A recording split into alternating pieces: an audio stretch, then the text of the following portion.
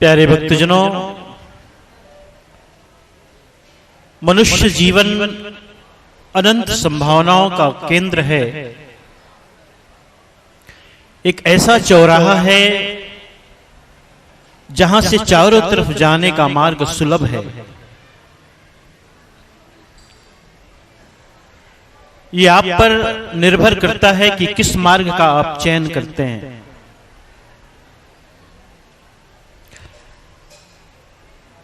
इस शरीर को प्राप्त करके आप देव भी बन सकते हैं और दानव भी। इस साधन शरीर को प्राप्त करके, देव दुर्लभ शरीर को प्राप्त करके मोक्ष और कल्याण का मार्ग भी प्रशस्त कर सकते हैं और अत्यंत कष्टकारक नारकी जीवन का भी चयन कर सकते हैं। निर्भर आप पर करता है। इसे गीत से भर दें कि गाली से भर दें, निर्भर आप पर करता है। इसे द्वंद्व से भर दें कि छंद से भर दें, निर्भर सिर्फ और सिर्फ आप पर करता है। क्या होना चाहिए हमारा चयन, क्या होना चाहिए हमारा चुनाव, यही आपके आने का मकसद है कि चलो अपने जीवन के संदर्भ में संत महापुरुषों के पास बैठकर चिंतन करें, मनन करें कि अब तक मैंने जीवन में क्या अच्छा किया, क्या बुरा किया। शायद आपको उसकी पहचान न भी हो, भरोसा न भी हो। आप शायद जिसे अब तक अच्छा समझते रहे वे अच्छे न भी हों, लेकिन गुरु के पास आकर के हम इसका निर्णय कराते हैं कि हे सद्गुरु, जो मैंने अब तक जीवन जिया है उसमें क्या है, कितना अच्छा किया, कितना बुरा किया, और बाकी का जो जीवन है उसे मैं श्रेष्ठ से श्रेष्ठतर बनाना चाहता हूं, श्रेष्ठ से श्रेष्ठतम बनाना चाहता हूं। आपकी कृपा हो, आपका निर्देश हो, आदेश हो, उपदेश हो, आपका मार्गदर्शन हो। सदगुरु कबीर साहब की ये साखी प्रचलित है, सभी जानते हैं। आया है सो जाएगा राजा रंग फकीर।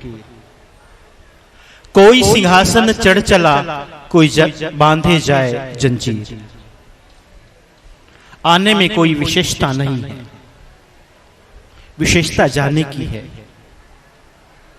आते तो हम सब एक तरह से, जाने में फर्क पड़ता है, जाने में अंतर पड़ता है कि जब कोई जाता है इस जगत से तो कैसे जाता है। जंजीरों में बंद करके जाता है कि सिंहासन में चढ़ करके जाता है। जंजीरों में बंद के जाना, सिंहासन में चढ़ के जाना हमारे पूरे जीवन की कमाई का सार है। उसी से पता चल जाता है कि व्यक्ति की कमाई क्या होगी। साहब की एक और साखी है बड़ी प्यारी सी। जब तू आया जगत में, जगत हंसे तू रोए। ऐसी करनी कर चल, तू हंसे जग रोए। ये संसार का नियम है, ये एक परंपरा है कि जब हमारे घर में कोई बालक, संतान, बालक के रूप में, बालिका के रूप में, जिस रूप में आए, हम कितना उत्सव मनाते हैं, खुशी मनाते हैं। जब तू आया जगत में, जगत हंसे तू रोए। साहब कहते हैं कि सारा संसार उत्सव मनाता है, खुशियां मनाता है, हंसता है। ऐसी करनी कर चल, तू हंसे जग रोए।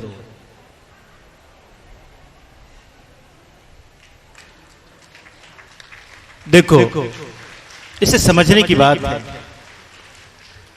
बहुत ही ये टेक्निकल बात है। माताओं को इसका बड़ा अनुभव है। कोई बालक जब जन्म लेता है तो उसका रोना नितांत आवश्यक है। नितांत आवश्यक इसलिए है कि उसका वो जिंदगी का सबूत है, जीवन का सबूत है उसका रोना। सच है? अगर उसमें जीवन है तो रोएगा जरूर। रोना जीवन का सबूत है, इसलिए आपके आने में रोना आवश्यक है। तो जैसे जीवन के लिए रोना आवश्यक है, वैसे ही मरने के लिए रोना आवश्यक नहीं है। साहब कहते हैं, ऐसी करनी करतल तू हंसे जग रोए। तू जब इस संसार से जाए तो तुम हंसो और दुनिया रोए।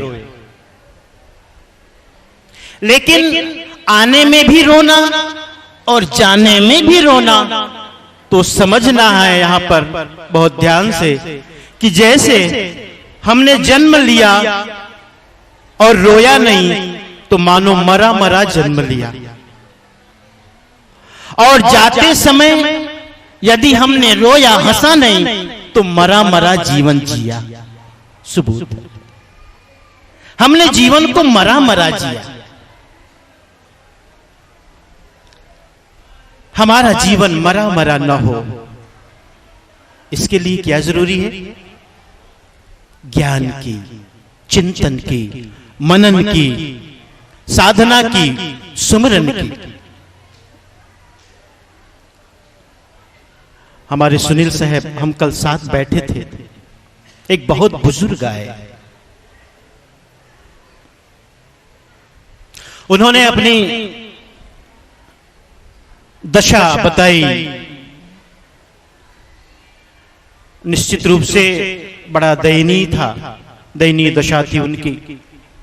बहुत सी बातें बताई उसने। उनके जाने के बाद हम दोनों चिंतन करने लगे साहब, मान साहब, सुनील साहब के साथ। देखो साहब, अगर जीवन में साधना, सुमरन, भजन न होना तो अंतिम समय ऐसे ही बीत जाता है, ऐसा ही बीतता है। शिकायत में, शिकवा में, उदासी में, दुख में, ऐसे जीवन बीतेगा कि बहू ये नहीं करती, बेटा ये नहीं करता, पति ये नहीं करता, समाज ये नहीं करता, ये शिकायत रहेगी। लेकिन भजन सुमरन ध्यान का एक बड़ा लाभ यही होता है कि यदि भजन सुमरन लाभ है जीवन में, हमने कुछ किया है, सुमरन साधना किया है, उसका एक बड़ा फायदा यही होता है कि जीवन का जो भी है वो स्वीकार हो जाता है। स्वीकार है, दुख भी है तो स्वीकार, परेशानी भी है, कठिनाई भी है, उदासी भी है, सब स्वीकार। एक स्वीकारात्मक भाव हमारे जीवन में आ जाता है, जिसे हम कहें ज्ञान की भूमिका, जिसे हम कहें कि सदगुरु के द्वारा दी हुई ऐसी दृष्टि जिससे संसार का बोध हो जावे, जगत का बोध हो जावे और हम अपने आप में स्थित हो जावे। एक ऐसी ज्ञान की स्थिति जहां सुख भी मन को प्रभावित न करे, दुख भी मन को प्रभावित न करे, अनुकूल और प्रतिकूल परिस्थितियां भी मन पर प्रभाव न डाले। ये भजन सुमिरन का सार है, ये भजन और सुमिरन का लाभ है। न उस समय कोई सुविधाएं काम देती हैं, न साधन काम देते हैं, गाड़ी, मोटर, बंगला कुछ भी काम नहीं देते, कुछ भी नहीं। सारे साधन आपके बीच हों, आप इसके भुक्तभोगी हो। ये कोई मैं उधारी बात थोड़े कह रहा हूं आपसे। आप अपने जीवन का चिंतन करो, मनन करो। आपके पास सब होता है, लेकिन फिर भी जीवन में दुख होता है। तो ये दुख दुख सा न भासे, कठिनाई कठिनाई न लगे, दूसरों दूसरों के प्रति मन में शिकायत न आवे, ये कैसे होगा? ये सदगुरु की कृपा से, सदगुरु के ज्ञान से, सदगुरु के द्वारा बताई हुई विधि और उपाय से अगर हम जीवन को जिएंगे तो सब मानो धूल की तरह है। दुख भी आए तो धूल की तरह झाड़ दिया, सुख भी आए तो भी झाड़ दिया, शिकायत भी आए तो भी झाड़ दिया, सब झाड़ देते, उसको हम लगने नहीं देते, साथ होने नहीं देते, सबको झाड़ देते हैं और आनंदमय जीते हैं। एक संतुष्टिपूर्ण जीवन, एक तुष्टिपूर्ण जीवन, यही गुरु के सानिध्य का सार है, यही भक्ति का सार है। और भक्ति की एक ही पहचान मैं आपसे कहूं, कोई कितना दावा करे अलग बात है, भक्ति का एक ही सार है कि अंतिम समय में हमारे जीवन में एक संतुष्टि, एक तृप्ति, एक तुष्टि झलके, यही सार है। चाहे कितने जीव शरीर में व्याधि हो, आदि हो, उपाधि हो, लेकिन कोई भी नहीं। कभी कभी एक कथा सुनाता हूं, एक प्रसंग, कि एक संत परमहंस की दशा को प्राप्त किया हुआ, उनके इस जंघे में घाव हो गया था। घाव इतना पुराना और इतना बड़ा था कि उसमें छोटे छोटे कीड़े भी लग गए थे, सोचो। लेकिन वो परमहंस की दशा को प्राप्त संत था, उसके अंदर हाय हाय नहीं थी, उसके अंदर कोई शिकायत नहीं थी, और कोई भी बात ऐसी नहीं। जैसे हमारे जीवन में कोई तकलीफ आ जावे तो हम कैसे धूम मचा देते हैं, अरे कहां जाएं, किसको दिखाएं, किसको बताएं, यहां जाते वहां जाते, वहां जाते वहां जाते। उसके जंघे में घाव था, छोटे छोटे कीड़े भी लग गए थे, और कितने कीड़े इतने ज्यादा थे कि कभी कभी जमीन पे भी गिर जाते थे। लेकिन वो परमहंस की दशा को प्राप्त, ज्ञान की भूमिका को, सुमिरन का सार, भजन का सार उसके जीवन में देखो, उन कीड़ों को भी उठाकर फिर से घाव में रख देता था। लोग कहते, बाबा जी ये क्या करते हो, इसकी सफाई करो, इसकी दवाई करो। कहे नहीं, प्रारब्ध से मुझे शरीर मिला है और इस मेरे शरीर के साथ इसका प्रारब्ध जुड़ा है। प्रारब्ध से मुझे शरीर मिला और मेरे शरीर के साथ इस कीड़े का प्रारब्ध जुड़ा है, इसे भी भोग लेने दो, मुझे भी भोग लेने दो, हिसाब यही खत्म करो। हिसाब यही खत्म करो, क्या लेके जाना। प्यारे भक्तजनों, इसलिए कहते हैं साहब, आया है सो जाएगा राजा रंग फकीर, कोई सिंहासन चढ़ चला कोई बांधे जाए जंजीर। जीवन को श्रेष्ठ बनाओ, अच्छा बनाओ, सुंदर बनाओ। आपसे कोई उपकार न हो सके, आपसे कोई भलाई न हो सके, परोपकार न हो सके, तो बुराई तो न हो।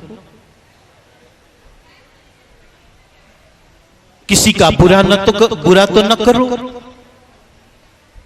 अच्छा करो। और जैसे हम इस जगत में आते हैं और हमारा रोना जीवन का प्रतीक बन जाए, वैसे ही जब हम इस दुनिया से जाएं तो हमारा हंसना भी जीवन का प्रतीक बन जाए कि हमने जीवन को श्रेष्ठ जिया, अच्छा जिया। और हमारा जाना भी एक उत्सव बन जाए, एक सेलिब्रेशन, एक उत्सव, एक त्योहार, एक पर्व, एक महोत्सव।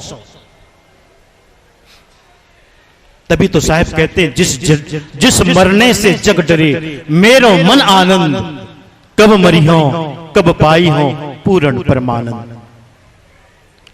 कब मरी हो कब पाई हो पूर्ण परमानंद। मृत्यु, मौत, उत्सव तभी बन सकता है जब जीवन को हमने ठीक से जिया, अच्छी तरह से जिया, अच्छी तरह से जिया। समय हो रहा है, एक छोटी सी कथा सुनाने का विचार है। 20 मिनट हो गए, 2 मिनट और सुन लो। बड़ी अच्छी कथा है, सुनाया करता हूं, आपने सुनी होगी कभी। एक गांव में एक कलाकार गया, गाने वाला, नया नया कलाकार था, नया नया गवैया था, संगीत के प्रति बड़ा रस था उसको। यूनिवर्सिटी से पढ़ाई करके अभी निकला ही था। एक गांव में गया, गांव वालों से पूछा मुखिया का घर का पता। मुखिया के पास जाकर उसने हाथ जोड़कर के निवेदन किया कि मैं अच्छा गा लेता हूं, मुझे गाने में रस है, मैं कुछ भजन सुनाना चाहता हूं, कुछ कीर्तन कराना चाहता हूं। मुखिया ने कहा कि मैं क्या कर सकता हूं। उस नए नए गवैये ने कहा कि कुछ करना नहीं है, सुबह से चला हूं भोजन करके, शाम का भोजन तो चाहिए। और आपके गांव में कोई बड़ा बीच में चबूतरा होए तो एक दरी बिछा देना, एक माइक लगा देना, और ज्यादा क्या। कोटवार से मुनियादी फिरा देना कि भाई भोजन के बाद सबको आना है भजन कीर्तन के लिए। एक मेहमान अतिथि हमारे गांव में आए हैं जो आप सभी को भगवान का भजन सुनाएंगे। मुनियादी फिरा दी गई। भोजन के बाद सब लोग उपस्थित हुए और उसने गाना शुरू किया। गाता था, अच्छा गाता था। एक भूल उससे हो गई थी। उसने मुखिया से नहीं पूछा था कि गांव के लोग कैसे हैं। मतलब ये कि गांव के लोग भी संगीत वगैरह कुछ जानते हैं, गाना बजाना कि नहीं, ये नहीं पूछा था। यही भूल हो गई थी। वो समझता था सब गांव के लोग हैं, अरे कुछ भी गा दूंगा, सब चलेगा। उसने गाना शुरू किया, गाना खत्म किया, और जैसे आप ताली बजाते हो उसी तरह उन सब ने भी तालियां बजाई जोर से। आप नहीं बजाना। उसने सब ने तालियां बजाई कि वेल डन, शाबाश, बहुत अच्छा, खूब अच्छा गाया आपने, वंस मोर, एक बार और। उसे बहुत अच्छा लगा। उसे लगा कि गांव वालों ने को कितना संगीत कितना पसंद है, हाँ? और लगता है मेरा गाना तो कुछ ज्यादा ही भाया है। वो आसन उसन फिर से बैठा, ठीक से हारमोनियम पकड़ी और फिर से गाया। दूसरी बार गाया। गाना खत्म होती फिर से तालियों की गड़गड़ाहट हुई, वेल डन की आवाज, और भीड़ में से किसी ने फिर से कह दिया वंस मोर। तीसरी बार गाया उसने, फिर से तालियों की गड़गड़ाहट, और भीड़ में से किसी ने फिर से कहा वंस मोर। चौथी बार, पांचवी बार, छठी बार गाई। छठी बार गाने के बाद हाथ जोड़ लिया, भैया अब मैं थक गया हूं, मेरा गला रूंधने लगा, टूटने लगा, पसीना पसीना हो गया मैं। एक ही भजन को इतनी बार गाने को कहते हो आप, अब मैं नहीं गा सकता। मैं आपसे पूछना चाहता हूं कि ये वंस मोर कब खत्म होगा। भीड़ में से फिर किसी ने आवाज दी, जब तक अच्छा नहीं गाओगे वंस मोर चलता रहेगा। जब तक अच्छा नहीं गाओगे ये वंस मोर चलता रहेगा। इसलिए याद रखो, आपके लिए भी मैसेज है, संदेश है। जीवन को यदि अच्छा नहीं जियोगे तो ये वंस मोर चलता ही रहेगा। आना और जाना, आना और जाना, आना और जाना, जन्म और मृत्यु ये लगी रहेगी। अगर पूर्ण विराम चाहिए, फुल स्टॉप चाहिए, एक विश्राम, एक विश्रांति, तो याद रखो गुरु के पास, गुरु के सानिध्य, गुरु के पास बैठने के अतिरिक्त और कोई दूसरा उपाय ही नहीं, कोई नहीं, कोई भी नहीं। इसे ख्याल में रखना। तभी बार बार आपको सत्संग के लिए कहा जाता है। इसका क्या मतलब? सिर्फ कहने के लिए नहीं। गुरु के पास बैठने, गुरु के पास आने, गुरु की शरण की महिमा कहने का मतलब क्या है?